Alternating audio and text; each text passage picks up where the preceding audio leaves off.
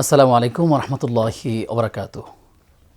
প্রিয় দর্শক শ্রোতা, আপনাদের সবাইকে আমন্ত্রণ জানাচ্ছি প্যান মিশন টিভির মাহে রমাদান উপলক্ষে বিশেষ আয়োজন সিয়ামের আলো। আপনাদের সঙ্গে আব্দুল কাহার রয়েছি। আজ আমরা কথা বলতে চাই রমাদানে কুরআনুল কারীম খতম করা। রমাদানের বিশেষ যতগুলো ইবাদত আছে, বিশেষ যতগুলো কাজ আছে, তার মধ্যে অন্যতম হচ্ছে নফল হিসাবে কুরআনুল কারীমকে তেলাওয়াত করা। কুরআনুল কারীম আল্লাহ তাআলার ঐশী বাণী। আল্লাহ রাব্বুল আলামিন যে আয়াতে কারিমা সর্বপ্রথম নাজিল করেছেন তার নাম হচ্ছে ইকরা, পড়ো তোমার প্রভুর নামে যিনি তোমাকে সৃষ্টি করেছেন। এই যে ইকরা বিসমি রাব্বিকাল্লাযী খলাক, আল্লাহ তাআলা প্রত্যেকটা আমল করার কথা বলেন নাই, সালাতের কথা বলেন নাই, জাকাতের কথা বলেন নাই, অর্থাৎ আল্লাহ যখন বিধান নাজিল করলেন তখনই আল্লাহ পড়ার কথা বলেছেন। তাহলে বুঝতে হয় যে আসলে এই আমাদেরকেও জাগতিক সকল বিষয় জ্ঞানের আগে আল্লাহ তাআলার পরিচয় জানা, রাসূল সাল্লাল্লাহু আলাইহি ওয়াসাল্লামের বিষয়গুলো জানা, তার সিরাত জানা, তার আহকামগুলো জানা, ইসলামের বিষয়গুলো জানার চেষ্টা করা।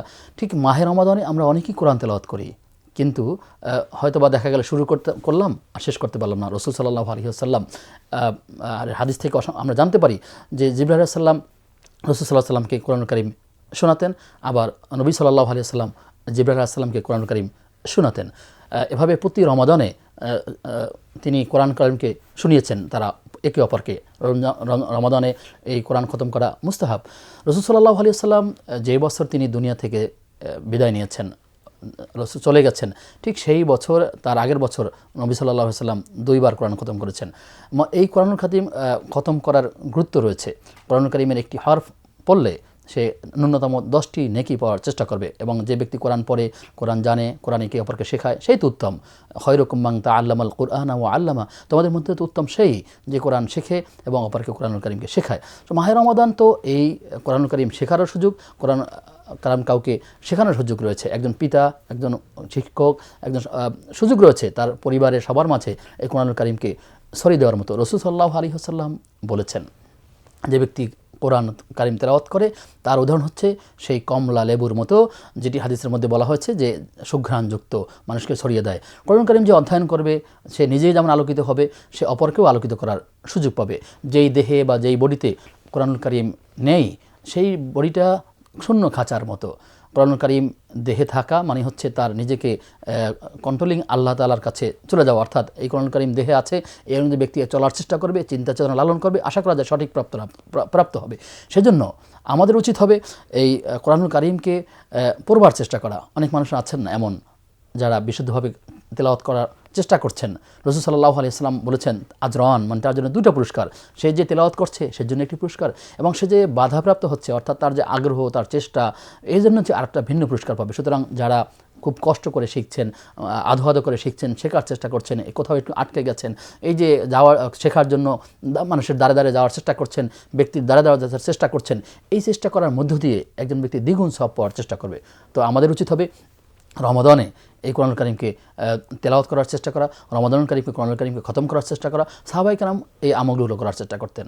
আপনি, আমি, আমরা সবাই যদি চেষ্টা করি মাহে রমাদানে বা রমাদানের বাইরেও কেউ যদি চেষ্টা করে যে একটি মাসে আমরা কোরআনুল কারীমকে শুরু থেকে শেষ পর্যন্ত সেই পড়ার চেষ্টা করি, তাহলে ন্যূনতম যদি এমন হয় যে প্রত্যেক নামাজের পর একদিনে 5 ওয়াক্ত সালাত আদায় করতে হয়, 5 ওয়াক্ত সালাতের পর যদি চিন্তা করে একজন ব্যক্তি যে আমার হাতে যদি যেহেতু আমি সময় করে নিব যে এই ফরজ নামাজ শেষ অথবা এই ওয়াক্তের নামাজ শেষ হয়েছে, এখন আমি মাত্র 4 পৃষ্ঠা কোরআনুল কারীমের তেলাওয়াত করার চেষ্টা করব।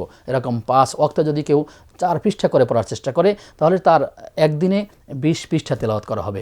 আর 20 পৃষ্ঠা মানে হচ্ছে গড় অনুযায়ী 1 পারা হয়ে যাবে। কোনো মানুষজন চিন্তা করে যে 30 দিনে সে 30 পারা কোরআনুল কারীমকে খতম করার চেষ্টা করতে পারবে।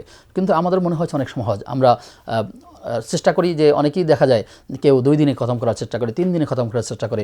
রাসূল সাল্লাল্লাহু আলাইহি ওয়াসাল্লাম বলেছেন, সাহাবায়ে কেরামকে তিনি নির্দেশ দিয়েছেন যে 7 দিনের কমে কেউ কোরআন খতম করবে না। পরবর্তীতে আবার দেখা গেল যে অনেকে বলা হয়েছে যে 3 দিনের কমে যেন কেউ কোরআন কারীমকে খতম করার চেষ্টা না করে, পড়বার চেষ্টা না করে। কিন্তু আমাদের কি অভ্যাস, সুন্নতের খেলাফ। আমরা চাইলে একদিনই সকাল সন্ধ্যা বসে রাত দিন মিলিয়ে খতম করার চেষ্টা করি। এটি আসলে সুন্নাহ পদ্ধতি নয়, বরং ধীরে ধীরে ওয়ারাত্তিলিল কুরআনা তারতিলা, কোরআন কারীম পড়তে হবে তারতিলের সাথে সুন্দর করে। আমরা যেন চেষ্টা করি রমাদান বা রমাদানের বাইরে প্রত্যেক সময় নামাজের পরে যদি খুব অল্প সময় নিয়ে হয়তো 5-10 মিনিটের মধ্যেই আমার 4 পৃষ্ঠা পড়া হয়ে যাবে, এভাবে করে যদি কেউ চেষ্টা করে যে পুরা একদিনে 1 পারা করবে তাহলে 30 দিনে 30 পারা হয়ে যাবে। এভাবে করে আমরা যদি প্ল্যান করে নেই তাহলে আমার দ্বারা আপনার দ্বারা এই মাহে রমাদানের বিশেষ ফজিলত নেওয়ার সুযোগ রয়েছে। রমাদানের প্রত্যেকটা আমলকে আল্লাহ তাআলা বহুগুণে সওয়াব দিয়ে রেখেছেন। রাসূল সাল্লাল্লাহু আলাইহি ওয়াসাল্লাম সেই হাদিস দ্বারা প্রমাণিত যে 70 থেকে 700 কিংবা অগণিত সওয়াব আল্লাহ তাআলা দান করবেন।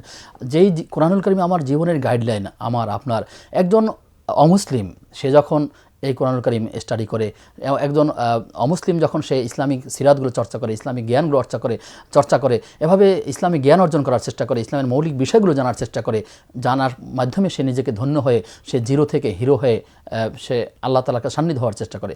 কিন্তু আমি আপনি কিংবা আমরা সবাই জন্মগত বা মুসলিম হওয়ার পরেও কোরআনুল কারীম আমাদের কাছে থাকার পরেও সেই কোরআনুল কারীম থেকে আমরা মেসেজ গ্রহণ করতে পারছি না। প্রিয় দর্শক, মাহে রমাদানে আমাদের উচিত হবে রমাদানের বাইরে যে কাজগুলো সোজা না হলেও রমাদানে যেহেতু আমাদের হাতে বেশি সুযোগ থাকে, আমরা যেন যারা কোরআনুল কারীম পড়তে পারি না তারা যেন কোরআনুল কারীম বিশুদ্ধভাবে পড়ার চেষ্টা করি, যারা বিশুদ্ধ করে পড়তে পারি তারা যেন কোরআনুল কারীমকে অর্থ পড়ার চেষ্টা করি, যারা অর্থ বোঝার চেষ্টা করি তারা তাদের সময় করে নিয়ে এটার ব্যাখ্যা, শানে নুজুল, কীভাবে কোন আয়াতগুলো কীভাবে নাজিল হয়েছে, কখন নাজিল হয়েছে, কী প্রেক্ষাপটে নাজিল হয়েছে, আমরা যেন বিশদভাবে জানার চেষ্টা করি। এর মধ্যে দিয়ে আল্লাহ তাআলা আমাদেরকে বারাকা দান করবেন। সেজন্য কোরআনুল কারীমের সাথে আমরা গভীর সম্পর্ক করার চেষ্টা করব। কোরআনুল কারীম স্টাডির মধ্য দিয়ে আমরা সবাই কোরআনুল কারীমের একজন ছাত্র মনে করব এবং আল্লাহ তাআলার সাথে কথা বলার চেষ্টা করব। রাসূল সাল্লাল্লাহু আলাইহি ওয়াসাল্লাম বলেছেন, যে ব্যক্তি আল্লাহর সাথে কথা বলতে চায় সেজন্য কোরআনুল কারীমকে স্টাডি করে কোরআনুল কারীমকে পড়ার চেষ্টা করে। সেজন্য আমরা চেষ্টা করব, আল্লাহ তাআলার কাছে দোয়া করব যে আমাদেরকে কোরআনের সাথে জীবনযাপন করার, এবং যেই বিষয়টি আমরা পড়ব সেই বিষয়টি কিন্তু আমল করতে পারি। সাহাবায়ে কেরাম এমন ছিলেন যে বিষয়টি নাজিল হতো তারা মুখস্থ করতেন, আমল করতেন, আরেকটি বিষয় স্টাডি করতেন। কিন্তু আমরা হচ্ছে আমলের বেলায় আমরা অনেক পিছিয়ে থাকি। আমরা অনেক বেশি পড়তে চাই, একদিনে পড়তে চাই, সবাইকে নিয়ে খতম করতে চাই, বরং খতম হচ্ছে প্রত্যেক নিজের জন্য।